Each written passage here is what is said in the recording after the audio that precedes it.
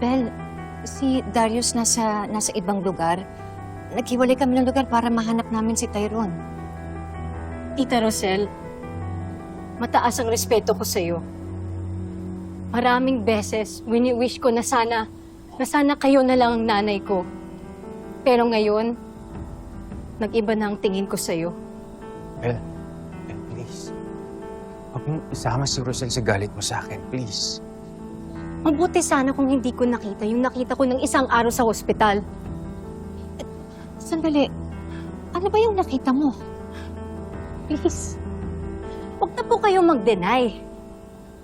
Sobra na ang ginagawa niyong panloloko sa mami ko.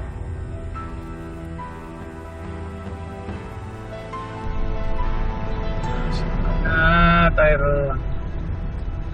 Handa ka sa akin pag nakita kita.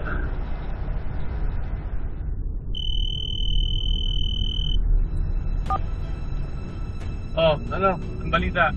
Hindi pa tumatawag yung mga pulis kay Rosel. So, ibig sabihin, hindi dumiretso sa kapulisan si Tyrone.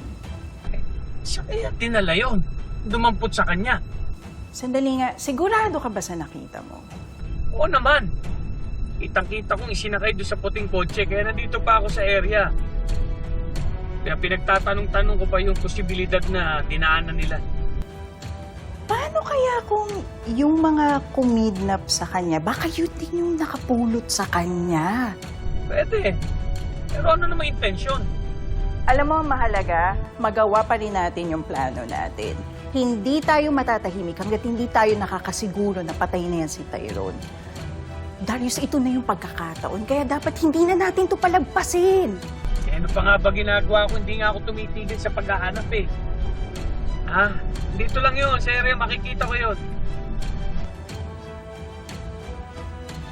Angel! Angel! Pakuwalan mo na ako dito! Angel! Ayop ka! Angel! Ah! Ah! Angel! Pakuwalan mo na ako dito! Ah! Ah! Ah! Ah!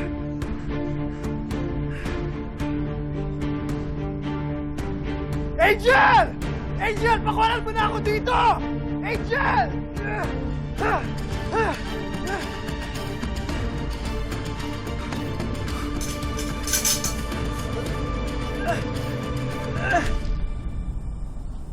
Bel! Bel, sandali! Chris, bakit nagagalit si Bel? Ano bang nangyari? Wala ka ba natatandaan sa ospital? Sa ospital? Bakit? Ano bang nangyari? Nung bumisita ako sa'yo, wala kang natatandaan.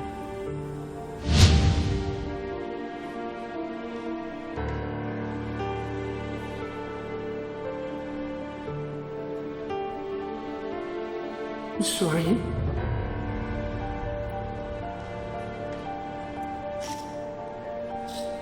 Bel?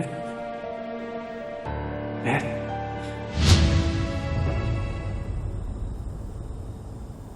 Wala akong natatandaan sa mga nangyari. Rosel, wala ka sa sarili mo nun. Dahil nawawala si Tyrone. Nahalikan kita. At yun ang nakita ni Bel. Chris, bakit mo ginawa yun? Hindi ko alam. Hindi ko alam. Yun ang nararamdaman ko. Yan ang nararamdaman ko, kaya yun ang nagawa ko. Sorry. Mali ang ginawa mo. Hindi tama yan. Kaya naman pala nagalit yung... Mali na ako, mali. Rosel, mali na ako, mali.